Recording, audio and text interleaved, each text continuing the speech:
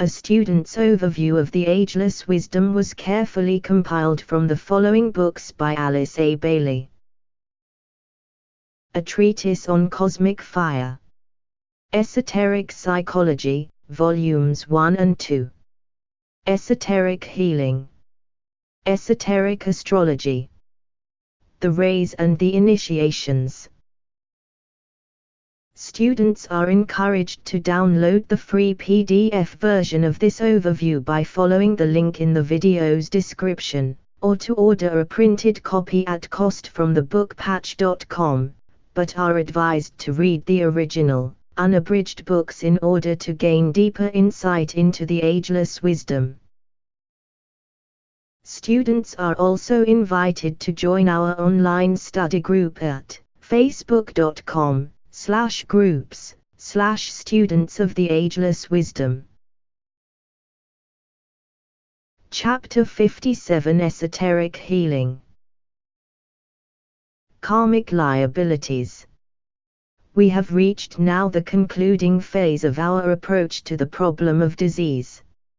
In our next part we shall deal with the attitudes and temperaments of the patient, taking into consideration his ray and also the state of mind of the healer. All these points are of prime importance when one comes to the consideration of the fine art of healing. It is, however, essential that ill health, acute disease, and death itself should find their place in the overall picture. A particular incarnation is not an isolated event in the life of the soul, but is a part and an aspect of a sequence of experiences which are intended to lead to one clear, definite goal, the goal of free choice and a deliberate return out of matter to spirit and eventual liberation. The law of karma is today a great and incontrovertible fact in the consciousness of humanity everywhere. They may not call it by that name, but they are well aware that in all today's events the nations are reaping what they sowed. This great law, at one time a theory, is not a proven fact and a recognized factor in human thinking. The question why, so frequently asked, brings in the factor of cause and effect with constant inevitability.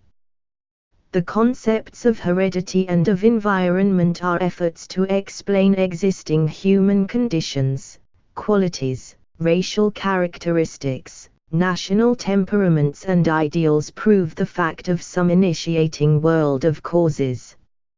Historical conditions, the relationships between nations, social taboos, religious convictions and tendencies can all be traced to originating causes, some of them most ancient. Everything that is happening in the world today and which is so potently affecting humanity, things of beauty and of horror, modes of living and civilization and culture, prejudices and likings, scientific attainment and artistic expression and the many ways in which humanity throughout the planet colors existence, are aspects of effects, initiated somewhere, on some level at some time, by human beings, both individually and en masse. Karma is therefore that which man, the heavenly man in whom we live, humanity as a whole, mankind in groups as nations, and individual man, has instituted, carried forward, endorsed, omitted to do or has done right through the ages until the present moment. Today, the harvest is ripe and mankind is reaping what it has sown, preparatory to a fresh ploughing in the springtime of the new age, with a fresh sowing of the seed which will, let us pray and hope, produce a better harvest. Law 9. Perfection calls imperfection to the surface. Good drives evil always from the form of man in time and space. The method used by the perfect one and that employed by good is harmlessness. This is not negative but perfect poise, a completed point of view and divine understanding. You will have noticed that what I have said in this connection removes the whole subject of disease into a distant world of origins, a world into which man is as yet unable to penetrate. It is for this reason that I have devoted so much time to the consideration of the causes of disease. More than half of what I have to say is to be found in this first part of our discussion. The factor that is of importance is the causes, initiated by man from life to life. These work out in the appearance of disease, in the emergence of some disastrous consequence in circumstance and in event, and in the general conditioning of some particular incarnation. It is with these causes that man must learn to deal, to recognize them, and to trace the conditioning energy to the appropriate effect, dealing primarily then with the task of negating the cause by the opposition of a trained will. Karma is not an inevitable, inescapable and dire happening. It can be offset, but this offsetting, particularly where disease is concerned, will include 4 lines of activity. 1. Determining the nature of the cause and the area in consciousness where it originated. 2. Developing those qualities which are the polar opposite of the effective cause. 3. Practicing harmlessness so as to arrest the expression of the cause and to prevent any further implementing of the unfortunate condition. 4. Taking the necessary physical steps which will produce the conditions which the soul desires. End of page 292. These steps will include a mental acquiescence and an acceptance of the fact of the effect, in the case which we are considering in relation to karma, disease. B. Wise action along the lines of orthodox medical procedure.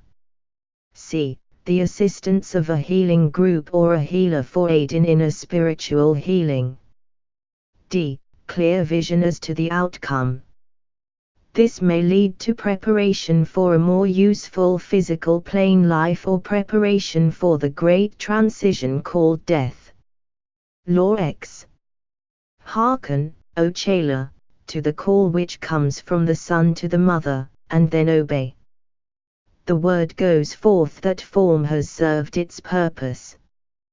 The principle of mind then organizes itself, and then repeats the word. The waiting form responds and drops away. The soul stands free. Respond, O rising one, to the call which comes within the sphere of obligation. Recognize the call emerging from the ashram or from the council chamber where waits the Lord of Life himself. The sound goes forth. Both soul and form together must renounce the principle of life and thus permit the monad to stand free. The soul responds. The form then shatters the connection. Life is now liberated, owning the quality of conscious knowledge and the fruit of all experience. These are the gifts of soul and form combined.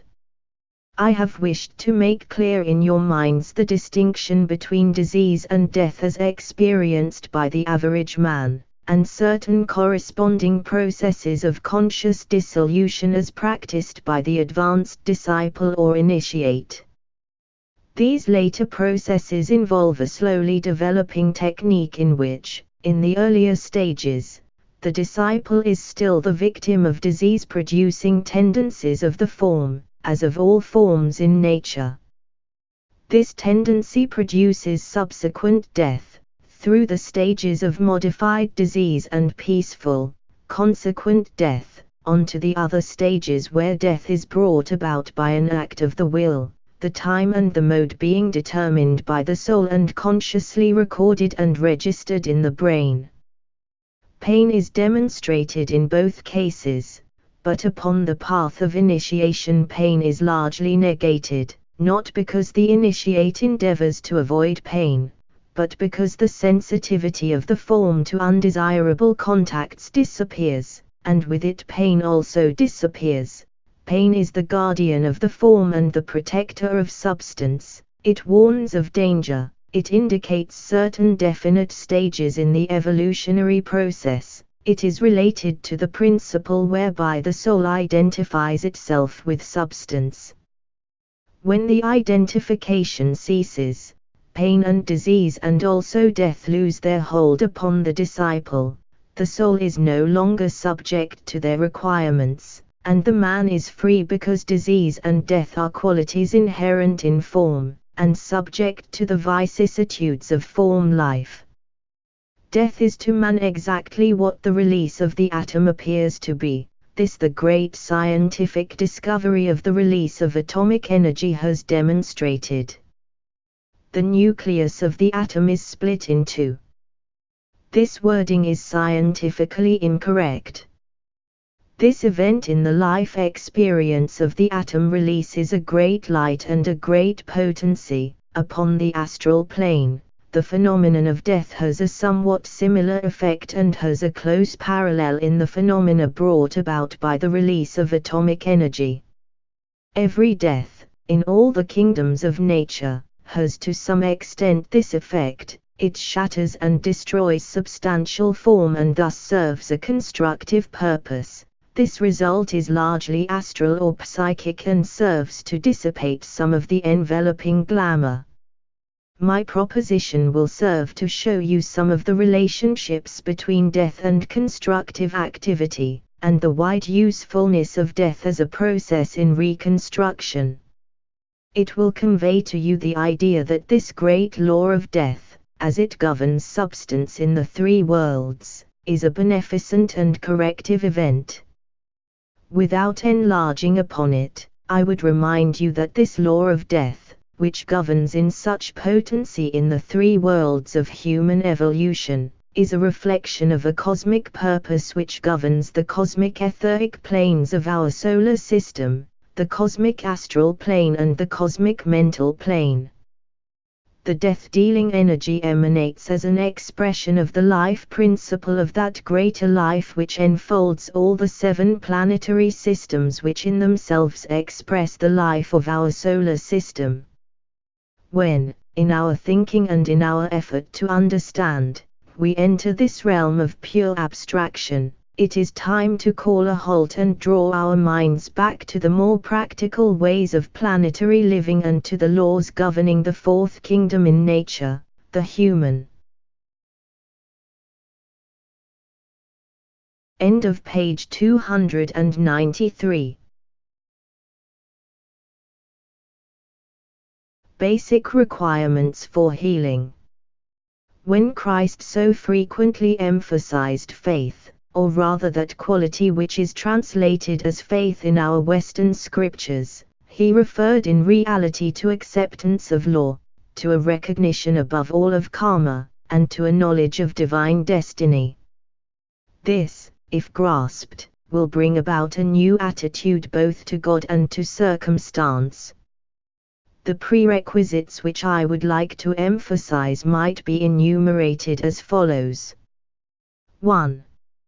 A recognition of the great law of cause and effect, if possible. This is not always possible when dealing with the totally unenlightened. 2. Correct diagnosis of the disease by a competent physician, and later by a spiritual clairvoyant, when that capacity is developed by the initiate healer. 3. A belief in the law of immediate karma. By that I mean an ability on the part of the patient or of the healer to know whether it is the destiny of the patient to be healed or else be helped to make the great transition. 4. A willingness to recognize that healing might be detrimental and basically undesirable from the standpoint of the soul. People are sometimes healed by the potency of the healer when it is not their destiny to resume active physical plane living. 5.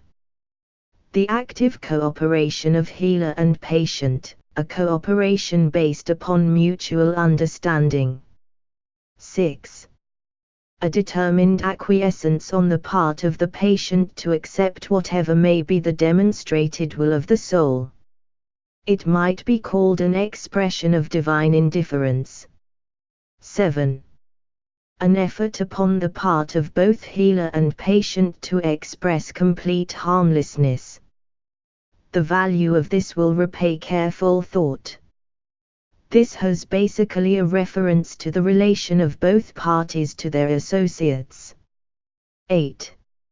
An effort on the part of the patient, unless too ill, to adjust and put right those aspects of the nature and those characteristics which might militate against the right spiritual perception. This is one of the meanings hidden in the phrase, the work of restitution, though not the most important meaning. 9. The deliberate eliminating of qualities, lines of thought and of desires which could hinder the inflow of spiritual force, a force which might integrate the soul more closely with the body in the three worlds and inaugurate a renewed life expression, or which might integrate the soul with its emanating source and initiate renewed life on soul levels. This, therefore, affects the relation of the patient to his soul. 10. The capacity of both healer and patient to integrate into the soul group with which they are subjectively affiliated, to integrate in other cases both personality and soul, and, if they are at a needed point of development, both to integrate more closely into the master's ashramic group. These 10 requirements may appear simple but are not so by any means. Superficially, they may appear to deal with character and quality and capacity. Fundamentally, they concern the relation of soul and body, and deal with integration or abstraction. The objective underlying them in any case is to set up an unbroken rapport between the healer or the healing group and the patient who is receiving the scientific attention of the healing agent, group or individual. End of page 294. Perspective on death. There are one or two things which I would like to make clear and which you must, in your turn, make clear to the patient. 1. Cure is not guaranteed. Patients must realize that continuance of life in the physical body is not the highest possible goal. It may be so if the service to be rendered is of real import, if obligations remain still to be carried out, and if other lessons must still be learned. Bodily existence is not, however, the summum bonum of existence. Freedom from the limitations of the physical body is of real beneficence. Patients must learn to recognize and accept the law of karma. 2. Fear is needless. One of the first objectives of the healing agent should be to aid the patient to achieve a happy, sane, expectant outlook upon his future, no matter what that future may bring. This phase of the preparatory work is not easy. With patients who may be grievously ill, it may not be possible. It will be found by all healing agencies that when working with those who are spiritually minded and those whose lives have for a long time been based upon right effort and a correct rendering unto Caesar the things which are Caesar's and unto God the things which are God's, that the work of healing will be greatly accelerated, or, on the other hand, that the task of smoothing the way through the gates of death will be greatly simplified. After all, death is in itself a work of restitution. It involves the work of rendering back of substance to the three worlds of substance, and doing it willingly and gladly. It involves also the restoration of the human soul to the soul from whence it emanated, and doing this in the joy of reabsorption. You must all learn to look upon death as an act of restitution, When you can do this, it will take on new light and true meaning and become an integral part, recognized and desired, of a constant living process. Healing groups must prepare to deal with this basic condition of all living, and a major part of their work will be the elucidating of the principle of death. The soul, we are told, must return to the one who gave it. To date that has been an enforced and dreaded restitution, one which engenders fear and which leads men and women everywhere to clamor for the healing of the physical body, overemphasizing its importance and making them regard the prolongation of earthly existence as the most important factor in their lives. During the next cycle, these wrong attitudes must come to an end. Death will become a normal and understood process, as normal as the process of birth, though evoking less pain and fear. This comment of mine is in the nature of a prophecy and should be noted as such. Healing groups and individual healers will find it necessary at times to confront their patients with the fact of death. One of the undertakings of disciples in my ashram and in the ashram of the Master KH is to interject the theme of death into their conversation with other seekers for truth, into their thinking and into their discussions with each other, and particularly with those they seek to heal. It will not be easy and it must not be done in a precipitate manner, but it is a subject which cannot and must not be avoided or evaded. Healing groups working out from an ashram lay not the emphasis upon bodily healing, but upon timing and upon the cycles of work or of physical plane living, and the cycles of restitution or physical plane death.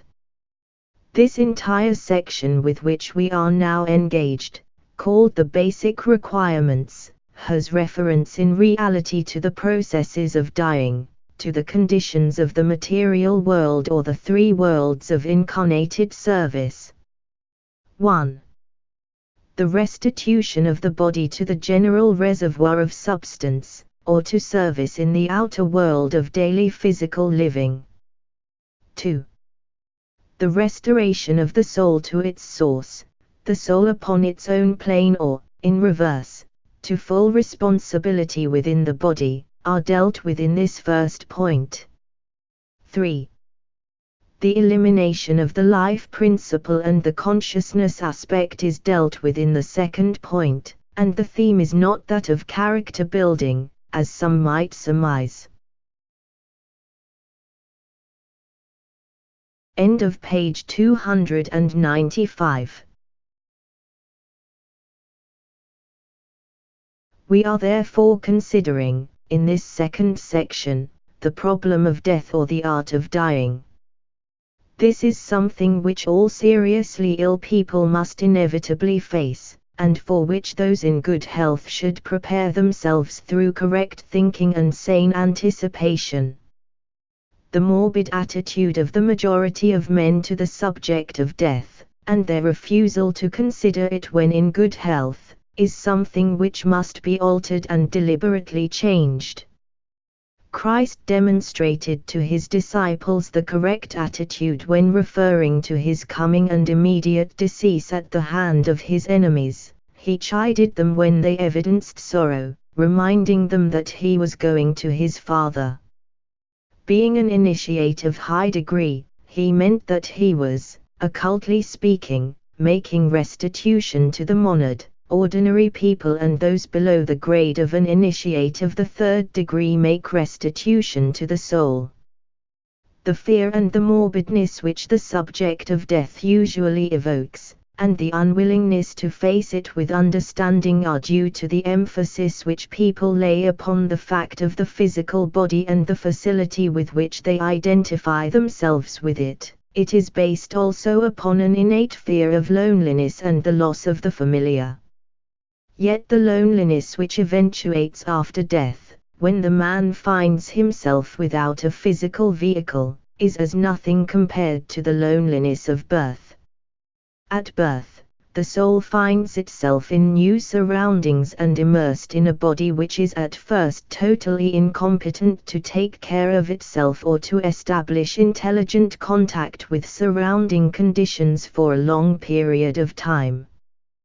The man comes into incarnation with no recollection as to the identity or the significance to him of the group of souls in bodies with which he finds himself in relationship. This loneliness only disappears gradually as he makes his own personality contacts, discovers those who are congenial to him and eventually gathers around him those whom he calls his friends. After death this is not so, for the man finds on the other side of the veil those whom the knows and who have been connected with him in physical plane life, and he is never alone as human beings understand loneliness. He is also conscious of those still in physical bodies, he can see them, he can tune in on their emotions, and also upon their thinking, for the physical brain, being non-existent, no longer acts as a deterrent.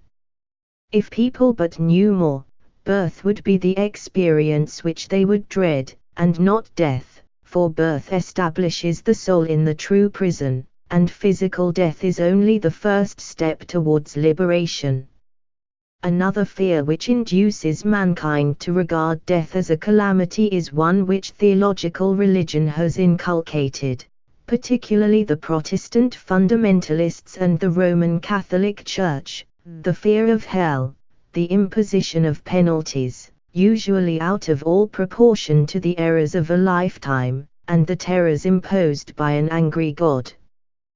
To these man is told he will have to submit, and from them there is no escape, except through the vicarious atonement. There is, as you well know, no angry God, no hell, and no vicarious atonement. There is only a great principle of love animating the entire universe. There is the presence of the Christ, indicating to humanity the fact of the soul and that we are saved by the livingness of that soul, and the only hell is the earth itself, where we learn to work out our own salvation, actuated by the principle of love and light, and incited thereto by the example of the Christ and the inner urge of our own souls. This teaching anent hell is a remainder of the sadistic turn which was given to the thinking of the Christian Church in the Middle Ages and to the erroneous teaching to be found in the Old Testament anent Jehovah, the tribal God of the Jews. Jehovah is not God, the planetary Logos, the eternal heart of love whom Christ revealed.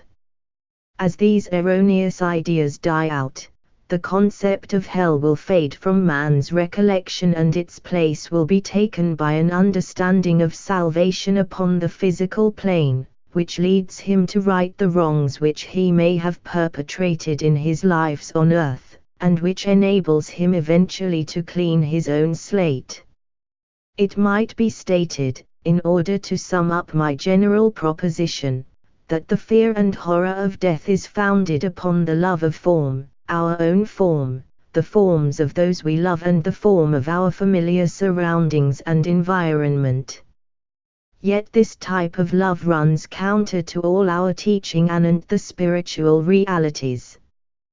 The hope of the future, and the hope of our release from this ill-founded fear, lie in the shifting of our emphasis to the fact of the eternal soul and to the necessity for that soul to live spiritually, constructively and divinely within the material vehicles.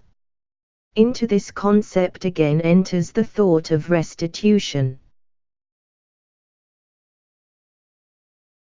End of page 296. End of chapter 57.